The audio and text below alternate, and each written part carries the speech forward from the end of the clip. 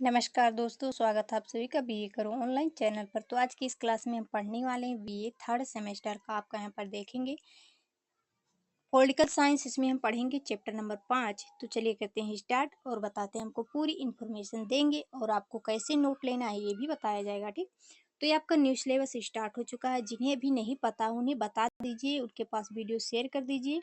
और अगर चैनल पर नए हैं तो चैनल को सब्सक्राइब कर लीजिए, वीडियो को लाइक और प्यारा सा कमेंट जरूर करें। अगर कोई और आप सब्जेक्ट पर क्लास चाहते हैं तो कमेंट में बताएं, आपकी यूनिवर्सिटी के अकॉर्डिंग आपकी जो है क्लासेस ली जाएंगी। तो यहाँ पर हमने रखा है मोस्ट इम्पॉर्टेंट क्लास। ये आपका बिल्कुल फ्री नोट, यहाँ से आप ले सकते हैं, ज्वाइन कीजिए टेलीग्राम और वहाँ से आप लीजिए। न्यू सिलेबस आपका 25 और 26 के लिए, ये सभी यूनिवर्सिटी के लिए इंपॉर्टेंट है। यहाँ से आप देख सकते हैं, आप जिस भी यूनिवर्सिटी से हैं वहाँ पर यहाँ नेम दिया गया है। तो ये है पॉलिटिकल साइंस। इसमें हम पढ़ते हैं पॉलिटिकल प्रोसेस इन इंडिया। ठीक, ये आपका है पेपर टाइटल है। ठीक, तो पांचवा में हमें पढ़ना है गठबंधन सरकारों की राजनीति। तो भूमिका पहले देखेंगे। स्वतंत्रता के बाद में प्रारंभिक वर्षों तक कांग्रेस पार्टी का प्रभुत्व रहा। 1947 से लेकर 1967 तक केंद्र और अधिकांश राज्यों में कांग्रेस का एक दलीय शासन था। लेकिन जैसे जैसे देश में राजनीतिक चेतना, क्षेत्रीय असमानताएं और विविधताएं बढ़ी, राजनीतिक दलों की संख्या बढ़ी और गठबंधन राजनीति का क्या हुआ, युग जो है शुरू हुआ। गठबंधन का अर्थ तो यहाँ पर दो या दो से अधिक राजनीतिक दलों का मिलकर सरकार बनाना ही क्या कहलाता है, गठबंधन सरकार। ठीक, जब किसी एक दल को स्पष्ट बहुमत प्राप्त ना होता। गठबंधन सरकार की परिभाषा तो डॉक्टर एस माहेश्वरी के अनुसार गठबंधन सरकार वह सरकार है जिसमें दो या दो से अधिक दल मिलकर एक साझा नीति और कार्यक्रम के आधार पर सत्ता में भाग लेते हैं।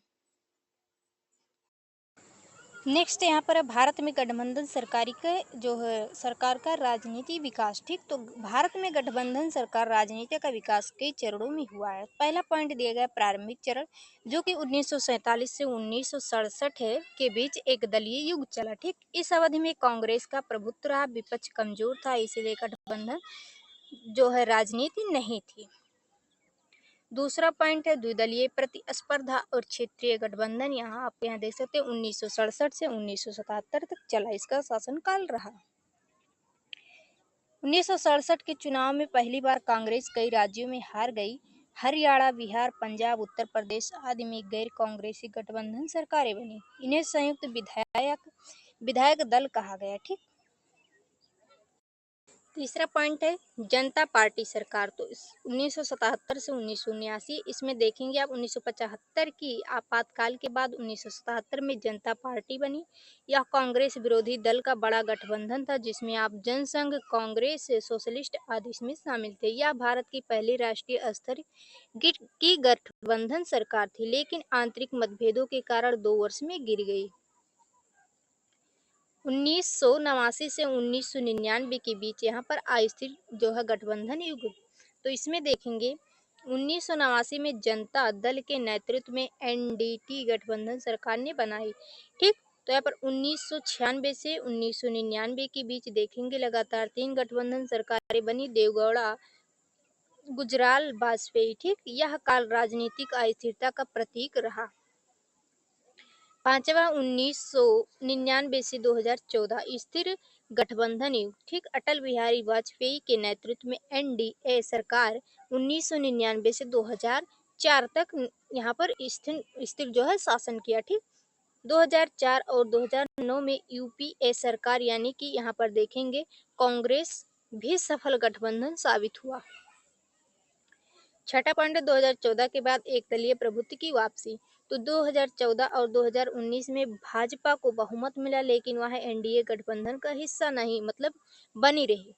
यानी गठबंधन की राजनीति समाप्त हुई नहीं हुई, लेकिन यहाँ पर क्या हुआ, बल्कि रूप बदल गया। समाप्त नहीं हुआ, उसका रूप क्या है, बदल गया, उसके रूप में परिवर्तन आ गया। फिर है गठबंधन राजनीति के कारण। तो यहाँ पर दिया गया है पहला पॉइंट, बहुदलीय व्यवस्था। भारत में राष्ट्रीय और क्षेत्रीय अनेक दल हैं, इसीलिए कोई एक दल पूर्ण बहुमत नहीं ला पाता है। दूसरा पॉइंट है क्षेत्रीय दलों का उदय।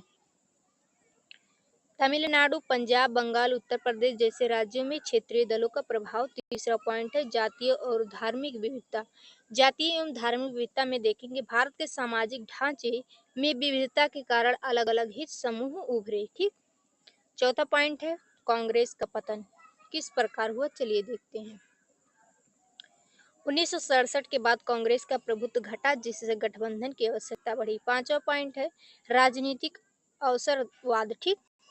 तो सत्ता प्राप्ति के लिए दलों ने वैचारिक मतभेदों को भुलाकर एकजुटता दिखाई। गठबंधन सरकार को विशेषता इसमें है पहला पॉइंट साझा नीति और न्यूनतम कार्यक्रम पर सहमति। दूसरा पॉइंट है सत्ता में भागीदारी का संतुलन। तीसरा है निर्णय लेने में सामूहिक जिम्मेदारियां। फिर यहाँ पर दिया गया आंतरिक मतभेद और स्थिरता की संभावना। सत्ता में टिके रहने के लिए समझौता और सहयोग आवश्यक हो गया। फिर यहाँ पर दिया गया भारत में प्रमुख गठबंधन। ठीक। तो जनता पार्टी गठबंधन जो हुआ था 1977 में हुआ था। यहाँ पर राष्ट्रीय मोर्चा 1989 में, संयुक्त मोर्चा जो होता 1996 में। चौथा पॉइंट दिया गया राष्ट्रीय जनतांत्रिक गठबंधन यानी कि जो एनडीए होता 1999। पांचवा है संयुक्त प्रगतिशील गठबंधन। तो ये यूपीए जो है 2004 में इसका गठबंधन हुआ। फिर है गठबंधन राजनीति के लाभ। गठबंधन राजनीति से क्या क्या लाभ हुए, चलिए देखते हैं। विभिन्न विचारधाराओं के बीच सहयोग की भावना, जनहित में साझा नीति निर्माण, क्षेत्रीय हितों को राष्ट्रीय मंच पर स्थान, लोकतंत्र की बहुलता और सहभागिता में वृद्धि, एक दलीय तानाशाही की संभावना कम हो गई। फिर एक गठबंधन राजनीति की कमियां, इनकी कमियां भी देखेंगे यहाँ पर। स्थिरता का अभाव, सरकारें जल्दी गिर जाती हैं, निर्णय प्रक्रिया में देरी, अवसरवादिता और स्वार्थ जो है प्रधान यहाँ पर राजनीति, राष्ट्रीय नीतियों पर क्षेत्रीय दबाव, प्रधानमंत्री की स्थिति कमजोर हो जाती है। फिर यहाँ पर अगला भारतीय राजनीति पर गठबंधन का प्रभाव। तो क्षेत्रीय दलों का राष्ट्रीय महत्व बढ़ा, लोकतंत्र में संवाद और सहयोग की संस्कृति विकसित हुई, सरकारें अब सहमति के आधार पर चलने लगी, परंतु वैचारिक मतभेद अस्थिरता ने शासन की गुणवत्ता को प्रभावित किया। अब है निष्कर्ष। तो यहाँ पर कंक्लूजन हम देखेंगे अच्छे से और पढ़ेंगे। गठबंधन राजनीति भारत के लोकतंत्र का स्वाभाविक परिणाम है। भारत जैसे बहुल समाज में यह विविधताओं को साथ लेकर चलने की प्रणाली है। यद्यपि इसमें अस्थिरता और स्वार्थ की प्रवृत्ति है, फिर भी इसने भारतीय राजनीति में साझेदारी, समावेशिता और सहयोग की भावना को बढ़ाया। इसीलिए कहा जा सकता है गठबंधन राजनीति ने भारतीय लोकतंत्र को चुनौती भी दी और सशक्त भी बनाया। ठीक। तो ये आपका जो पूरा का पूरा हमने ये यूनिट कंप्लीट कर दिया है, चैप्टर नंबर 5। तो इसे देखिए, ज़्यादा से ज़्यादा आप लोग शेयर कर दीजिए और वीडियो को लाइक कर दीजिए फटाफट, जिससे और लोग हमारे साथ जुड़ पाएँ और अपनी अच्छी तैयारी कर सकें। चलिए मिलते हैं नेक्स्ट क्लास में, तब तक के लिए जय हिंद, जय भारत। पढ़िए, आगे बढ़िए और अपनी परीक्षा की तैयारी अच्छे से करते रहिए।